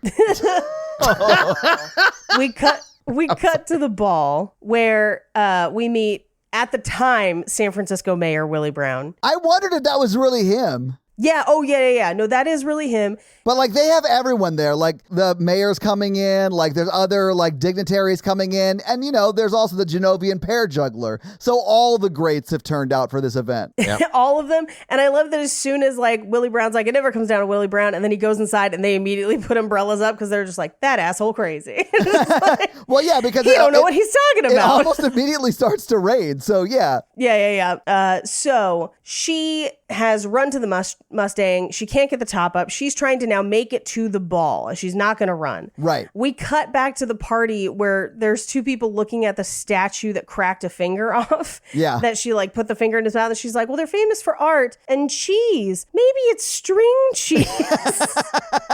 That was the longest like time I think I've ever waited for a callback that I then also laughed at. Like it made me laugh. Oh, I knew it was coming and it still made me laugh. Yeah. But her car stalls, so she's stuck in the rain just getting drenched and her car won't move because apparently Michael's not a great mechanic. No, I mean, he's a kid. He's like 14. Yeah, he's doing fine. He's doing fine. He's older than them. Oh, even if he's 17, I wouldn't want him to fix my emergency brake.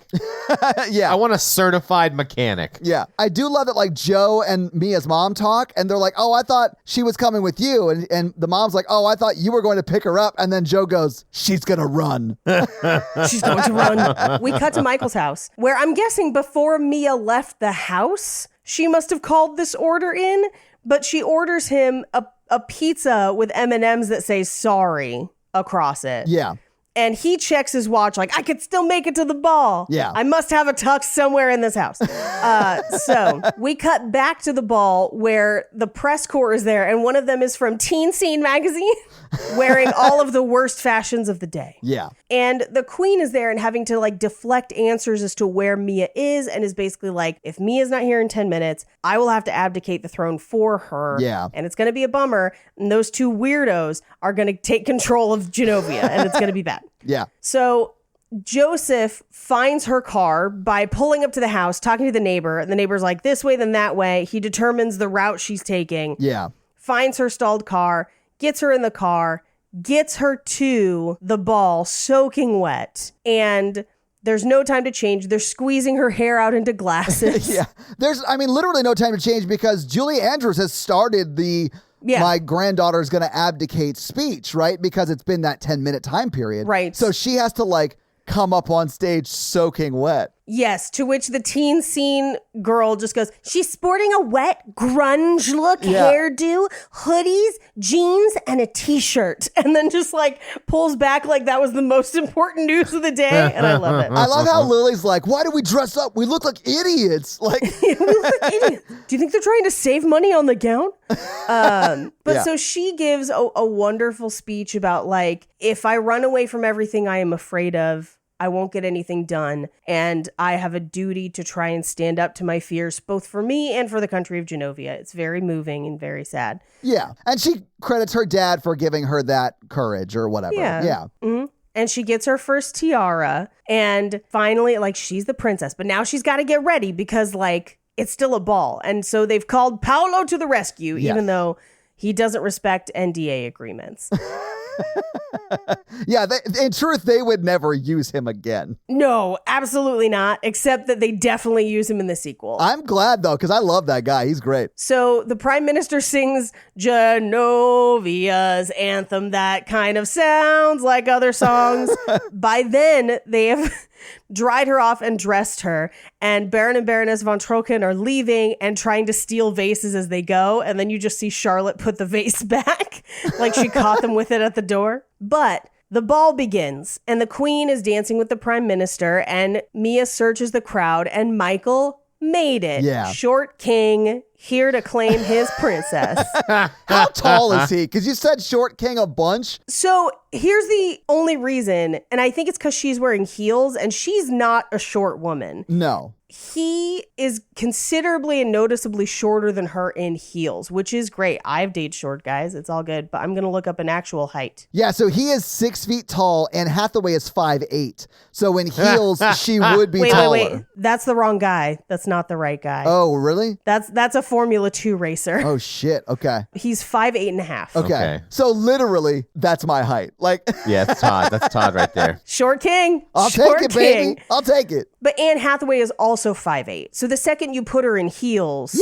she is noticeably taller. I dated a girl who was 5'8", and she was taller than me in heels, and she loved wearing heels and wore them all the time. It didn't bother me at all. I don't care. She loves wearing heels. I love taking them off. You know what I'm saying? Yeah, absolutely. Yeah. Yeah. Or sometimes we leave them on. It depends. You know, it's whatever. Yeah. And again, I have no problem with it. I am here for them as a couple in this movie. Here for it. They go out to the garden and he says, why me? And she says, because you saw me when I was invisible. And also that other guy was a jerk that I went out with first. That other dude was an asshole. So you're still here, right? I think if he had said it was a date, she wouldn't have gone to the beach with the other guy. I think you're probably right. I don't think that. She had a crush on the blonde guy, not Michael. She had to learn some lessons first. And she's going to come back. But you know what? Michael's a good guy. He's going to take her back after she learns those lessons. She did, but in the book, it's much more Michael than the other guy. Paige, what I think you need to realize is he is saying Michael, but he's not talking about the character in the movie. He's talking about himself. Yeah, That was a for little sure. little Mikey self pep talk right there. If you love something, you got to let it go to the love shack. And then if it comes back, it loves you. You know what I'm Then saying? you Yeah. need to stop shitting on Todd's shack sex. Yes, Look, Todd's shack was not a love shack. it was that day, baby. Love is love, baby. Yeah. Love is love. You can't determine which shack is a love shack and which shack is a shack shack. I can. If there is a body removed from that shack in the last 6 months, it is no longer a love shack. This happened like 10, 12 years ago. Also, what if the sex is so good my soul leaves my body? Then what then? Well, it comes back, then it's not a death. But if the medical examiner had to come to the shack, it is no longer a love shack, which is true of that place, which is why they boarded up the windows. Wait, what if the EMTs come and I am legally dead, but then they shock me back and I'm just like, let's go for round 2? Then what? That's technically still a love shack. I'll give that to you. Technicality. Anyway, they kiss, her foot pops. Yeah, it does. It turns all the lights and the fountains on.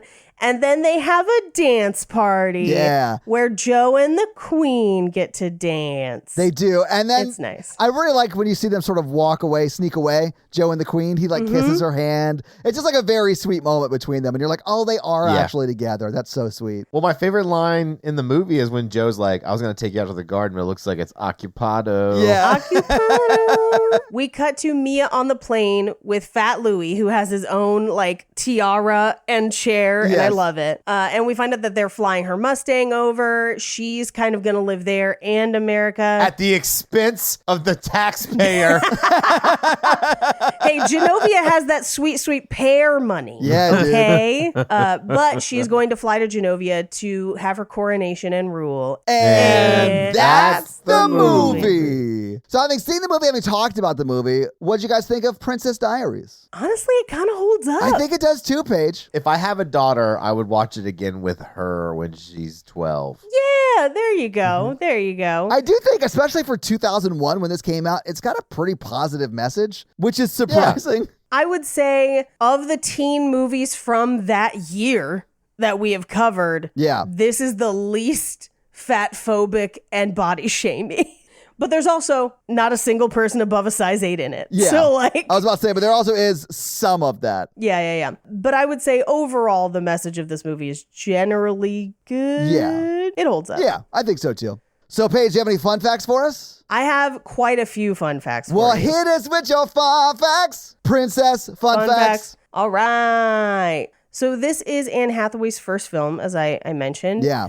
She was on a TV series called Get Real, but that was her only acting credit before this. Wow. Because this like made her career. So she was like Yes. brand new to the world and was famous after this movie. She fell off her chair during the audition and they cast her on the spot. Wow. Okay. That's awesome. Good for her though. Well, I can't catch any luck. Yeah, I've heard some rumors, and Gary Marshall has said in some interviews and stuff that his granddaughters thought she had the most princessy hair. And so like when he was Interesting. watching her tapes back and stuff, which I thought was really interesting. As I mentioned, the band Rooney is in the movie to be the band, essentially. Sure. And he actually doesn't appear in the sequel because he was touring with the band. He turned the role down. And so that's how they write him out of the movie, essentially, as well. Fair enough. So the soundtrack included a lot of late 90s, early 2000s hits, including Wake Up by Hanson, a cover of Itty Bitty Pretty One by Aaron Carter, a couple songs by Pink, as well as the big one that used to play like in the trailer and everything, which is What Makes You Different Makes You Beautiful by the Backstreet Boys. And all of Mandy Moore's songs are also Every one of Mandy Moore's songs are on the soundtrack. from the movie, Yeah, whatever yeah. she sings in the movie. Yeah. Yeah. So there's a bunch of people from Pretty Woman that are also in this. So obviously Joe. Yeah. But also the waiters at the dinner party were all in both Pretty Woman and this. Anywhere that they could kind of marry the two movies, Yeah. they kind of do. Anne Hathaway also got to kind of, I guess, not like improv, but add gags. So she's responsible supposedly for the broken hairbrush, Really? like as a gag, but also for wearing the pore strip when Michael comes to bring the check. And then ripping it off and being like, oh. And then ripping it off. Yeah, that is pretty funny. This movie was shot on the same soundstage where Mary Poppins was shot. Aw. And that What? soundstage happens to be named after Julie Andrews. Oh, no shit. I love that. Yeah, Hector Elizondo has been in literally all of Gary Marshall's films. I think we kind of know that. I think we talked about that in Pretty Woman as well. Yeah. And it was his suggestion for him and the Queen to have a relationship in the movie. I mean, I get it. It's Julia Andrews. I'd make the same Yeah, suggestion. but It works great. Yeah. So the photo of her father that she like packs and everything, it appears to be a photo of Anne Hathaway's real life dad, although this has never been confirmed. Oh, really? But it looks like it's just a picture of her dad. That Yeah. would be cool. Yeah. Yep. Whitney Houston was an executive producer on both this and the sequel. I saw that in the credits. Well, not the sequel one, but that she was a producer on this one. I was like, really? Yep. interesting. Julie Andrews loves pears, and that's why Genovia's main export is pears. Wow. Okay. and that's how they kind of just like added them to the set and a whole bunch of stuff. Which I think is really funny. So when Mia sets the guy's arm on fire, it was supposed to go out when it went in the ice bucket, but it didn't. So Anne Hathaway panicked and threw a glass of water on it, which was not scripted. Oh, yeah? So like, yeah. Fat Louie was Anne Hathaway's cat in real life. Oh, I love that. But 4 different cats played the role. So one okay. that allowed people to carry it, one who would sit still, one who would jump, and the last one who sits on the envelope at the end of the movie. So one of the 4 was hers. That cat labor union, man, they'll get you every time. Oh, yeah, absolutely. Expensive to insure 9 lives. Okay. In order to get the curly hair in the movie, she actually had to wear a hairpiece to give it a bushier appearance, and it became known as the Beast by cast and crew. And her pre-makeover eyebrows took over an hour to apply because each tiny hair was glued on for them to then pluck it back out. Wow. Okay. Yeah. That's like dedication. Like, that's crazy. I mean, from like the makeup artist standpoint. Yeah. So Julie Andrews, all of the jewelry she wears in the movie is on loan from Harry Winston. Oh, okay. And it's worth about $500,000. But Anne Hathaway's tiara was made specifically for her and is just cubic zirconia. I mean, it's her first tiara. That's fine. Like, Yeah. Mia's dress from the dinner party is a copy of the dress that Crown Princessa Victoria of Sweden wore to the Nobel Prize Gala in 1997. okay. Yep. And Anne Hathaway was actually asked to gain weight for this movie. Interesting. Okay. Which is surprising, but yes. And those are your fun facts. Well, thank you for those fun facts, Paige. Let's talk some box office. So what do you think the production budget for The Princess Diaries was in 2001? $28 million. Okay. Paige, what do you think? I'm going to go higher because this is Gary Marshall and Disney. And Yeah. it was based on a bestseller. So I'm going to say 40 million. All right. It's $30 million in 2001. Now, if you adjust for inflation, that's like $50.1 million today. But this movie came out on August 3rd, 2001. It was number 3 in the theaters that week. It was beat by Rush Hour 2, which was number 1. Oh, Rush Hour 2. I know, right? Planet of the Apes was number 2. Of course, Princess Diaries was number 3. Jurassic Park 3 was number 4. And number 5 was America's Sweethearts. What do you think Princess Diaries made in its opening weekend? And remember, it came in 3rd. I'm going to say 10 million. Okay. Mikey, what do you think? I'm going to say 14. Okay. It made $22.8 million Nice. in its opening Nice. weekend, which is, I think, great. But it was in the theaters for a total of 24 weeks. It literally ran from August of 2001 to January 11th of 2002. So what do you think it made in its domestic box office run? I'm going to say 70. Okay. Mikey, what do you think? 90. Mikey, you're closer. It was $108.2 million. Okay. It also made $57 million internationally for a total of $165.3 million. So if you adjust that for inflation, that would be around $276.6 million today. So it was a hit. Like, it made a lot of money. But that is your box office. So, Mikey, do you want to hit him with that romance scale? Yeah, the scale of 1 to 10, how romantic we found this film today. Paige, what do you think? I'm going to give this like a 2. Yeah. Todd? Oh, it's definitely a 1. Like, I cry a lot towards the end of this movie, but it's not the romance that's making me Yeah. cry. It's like the family stuff. And I did not cry. But I will also give it a 1. 'Cause- I mean, it's sort of like Angus that way. There is a little bit of romance, but it's more coming of age. yeah. So this week, Paige, you made us watch Princess Diaries, and I believe it's my turn next, right? No, It's Mikey's turn. it's my turn. Oh, that's right. So, Mikey, what are you making us watch next week? Well, when I heard that there was a brand new time loop love story movie coming God out, damn it. Oh, my God. What are we doing, Mikey? it's called Meet Cute. Is it MEAT? No, MEET. All right. I mean, with your cannibalistic nature, I figured it would be MEAT cute. It's about a couple in a time traveling tanning bed. Oh, my God. Pete Davidson is starring in this movie. I thought you were going to pick Practical Magic because it's October. I can't just put off a time loop romantic comedy that's brand new off. So your homework is to, I guess, get wine drunk and wonder why Pete Davidson is still a working actor while you watch Meet Cute. Yeah, get drunk and remember that tanning, not great for your skin. But it's great for the time travel page. I heard it's good. We'll find out next week. So, Mikey, do you have a review for us to read? Well, while you're looking one up, let me tell them how they can have their review read on the podcast, and that is to leave us a 5-star text review, and we'll have Mikey read it for you. So, Mikey, whose review are you going to read this week? I'm going to read Historical Insomniac's review. All right, well, what is Historical Insomniac? What do they have to say? Happily Ever After. Okay. This threesome has made so much coffee go up and down the wrong pipe. What? Okay. There should be a medical warning in the beginning of each episode after the ads. Wouldn't that be quite the coup if we got the Surgeon General to like say you shouldn't drink coffee while listening to our podcast? Be nice. That'd be kind of awesome, actually. Best promotion ever.